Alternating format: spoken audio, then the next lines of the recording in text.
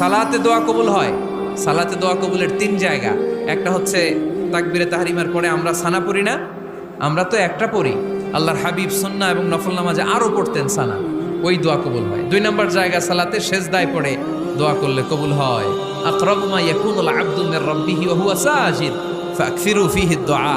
বান্দা যখন সেজদায় লুটিয়ে পড়ে বান্দা আল্লাহর সবচেয়ে কাছে চলে যায়। তা কিন্তু বিশ্বনবী বলে সেজদাটা তোমার রবের কুদরতি পায়ের উপরে পড়েছে।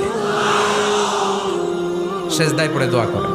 সালাম ফিরানোর আগে বিশ্বনবী দোয়া করতেন, লা ইউসাল্লিমান্না আহাদুকুম হাত্তা ইয়াতাআওয়াযা মিন আরবা'a। আল্লাহর হাবিব বললেন, চার জিনিস থেকে পানাহ না আছে আমার কোন উম্মত যেন সালাম না ফিরায়। তারা যেন পড়ে, আল্লাহুম্মা ইন্নী আউযু বিকা মিন আযাবিল কবর, আউযু বিকা মিন আযাবি জাহান্নাম, আউযু বিকা মিন ফিতনাতিল মাহইয়া ওয়াল মামাত, আউযু বিকা মিন ফিতনাতিল মাসিহিদ দাজ্জাল। আল্লাহ কবরের আযাব থেকে বাঁচাও, আল্লাহ জাহান্নামের আগুন থেকে বাঁচাও, আল্লাহ জীবন